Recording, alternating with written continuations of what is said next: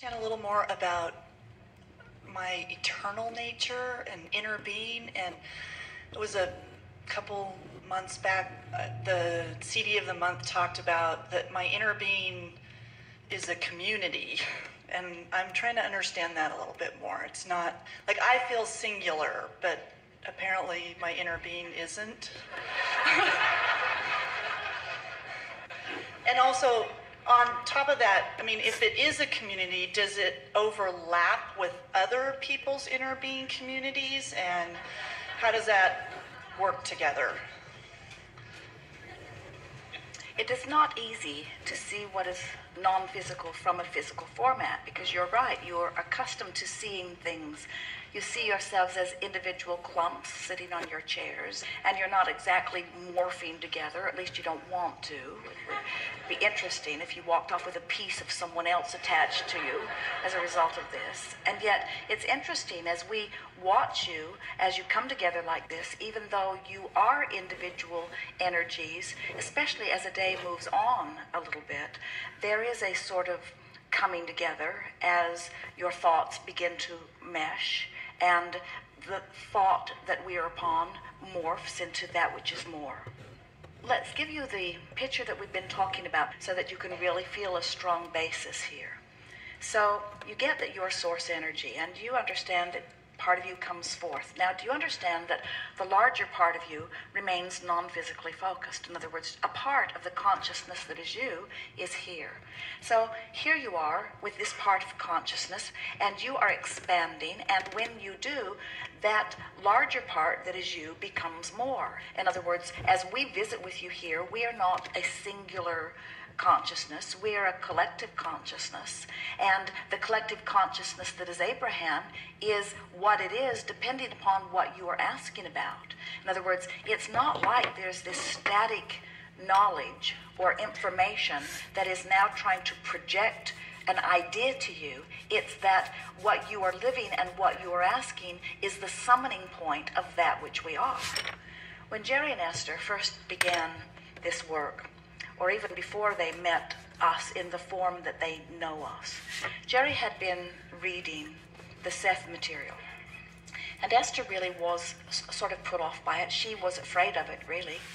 And so she did not participate with Jerry for quite some time. He read the books. Esther said, don't bring them into the bedroom. They sort of spooked her. There was a picture on the back of one of them that made Esther uncomfortable, and so Jerry just silently read the books, and occasionally he would talk to Esther about something that he had read, and as he would speak what he had read, Esther began to feel some resonance with it, until before long Esther was actually asking to read with Jerry, and so every day they sat and read the Seth material.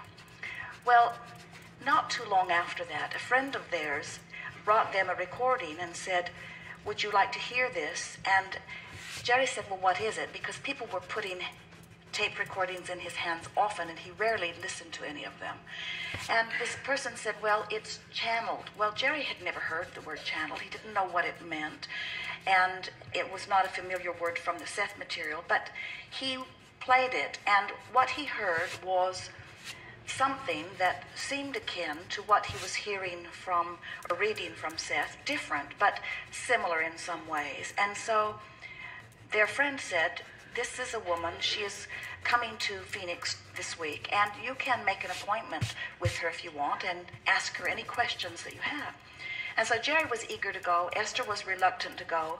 They went and had a wonderful conversation where Jerry brought questions that he'd saved up for a very long time, and Esther sat silent and rather amazed as Theo answered Jerry's questions. And then Esther said, can we come back tomorrow, because now Esther had questions. So they went back the next day, and Esther asked some questions, Jerry asked more questions, but the result of that was Esther had a sort of transforming experience where she completely lost her fear of whatever she had thought that that was.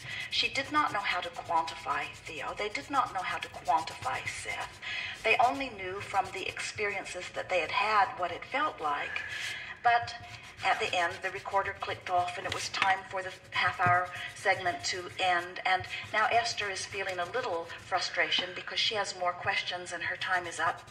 And another woman who was operating the tape recorder in the room said, well, would you like to ask one more question? Do you want to know who your spiritual guide is? And Esther, who had never thought of that terminology ever, liked the sound of it, and she said, yes, who is my spiritual guide?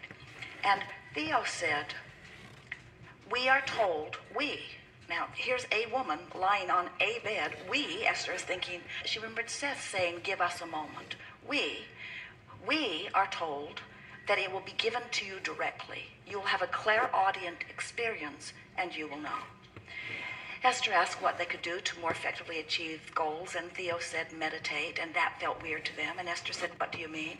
And Theo said, sit in a quiet room and wear comfortable clothing and focus on your breathing, and when your mind wanders, and it will, release the thought and focus on your breathing. And then Esther said, should we bring our daughter Tracy to see you? And Theo said, if it is her wanting or her asking, but it is not necessary, for you too are channels. Well, Esther thought, how can something like that be and me not know it? It wasn't that she doubted it, she just didn't know it. And so they went home, and they had two intentions in mind. Esther was going to find out who her spiritual guide was, whoever that was, and whatever that meant. And she was going to meditate, whatever that meant, weird as it was. And you guys make sure Jade has water. To do it together, to sit in a quiet, comfortable spot and do it together. And so they went home, they closed the curtains in the living room, they put on their bathrobes, they sat in two wingback chairs with an etagere between them because it just felt weird, and set a timer, and Esther focused upon her breathing. And as she relaxed into the counting of her breathing, she felt a detachment that was delicious. Just in releasing thought, she attuned to this vibration, to this very high-frequency vibration. Now, what it was, Esther had released her resistance enough to allow the fullness that is us to move through her. She was not a vibrational match to us, but her resistance was enough absent that she tuned to the vibration of that which is her spiritual guide. Now, some would say, did she tap into God? Did she tap into Theo? Did she tap into Seth? What was Esther tapping into? And we say she was tapping into the vibrational escrow that had been set forth for her, the vibrational escrow that she launched before her birth, the vibrational escrow that all of that which she had been living had amassed. In other words, whatever you want to call it, she tapped in to the source energy part that is her. So then, as they began moving along, oh, Jerry was so excited because he had so many questions, and he would prop Esther up in bed. At that time, she was sort of spelling letters with her nose in the air, and ask his questions. They seemed endless to Esther. He would wake her up even in the middle of the night to ask a question. And so once Jerry began dialoguing with us, which was all day, every day, just about. He just could not get enough conversation from us. One day, he got out his Seth books, where he had written question after question after question in the margins.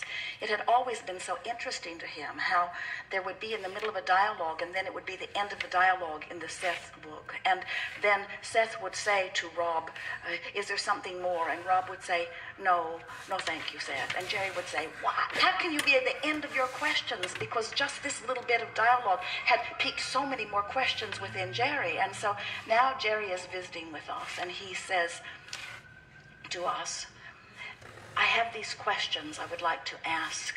And we said to him, address your questions as if you are addressing them to Seth, because the consciousness is here. We said, Seth and Abraham are chips off the same block, so to speak. Now, what that meant was the basis of that which they are both about, which is helping you to understand who you are, was similar vibration. And yet the work that Abraham has become through Esther and the work that Seth became through Jane, very different work. You see what we're getting at? It's not non-physical energy with something that they're wanting to project. It's a point of asking that makes the uniqueness of what is coming forth. Yeah. So early on, Esther said, well, then I guess I'm speaking for Seth. And we said to her, let what you are doing be uniquely what you are doing. Do not express yourself as Theo or as Seth. Express yourself as that which is uniquely you. In other words, be a vibrational match. Get yourself into alignment. Don't try to make something happen. Get yourself into alignment and let that alignment be the vortex through which the answers come forth. And so whether you want to call your inner being God or whether you want to call your inner being my inner being, it does not matter what label you give it. Just understand what it is and understand that it is uniquely yours, you see. And as you tap into it, the phraseology, the terminology will expand through the context that is you. Jerry and Esther have been hearing some bits and pieces. There are a lot of people around the planet today that are calling them and letting them know that they are now channeling Abraham, that it is the same Abraham that Esther is channeling.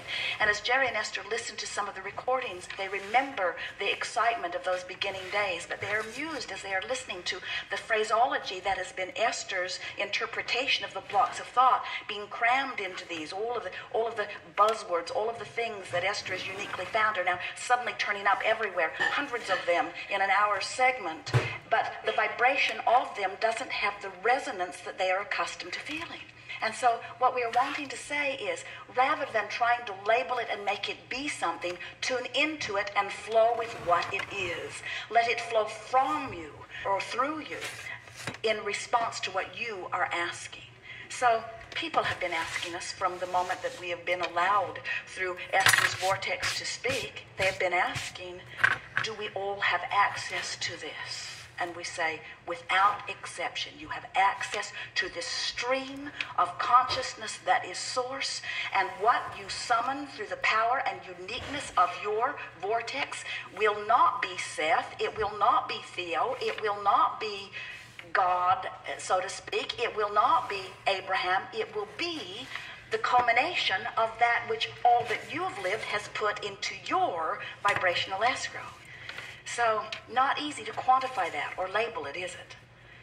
When we say you are an extension of that which is source, we're not kidding you one bit. And when we say your life will cause you to queue up your questions, and the source within you, provided you find vibrational alignment with it, will flow through you in your unique way.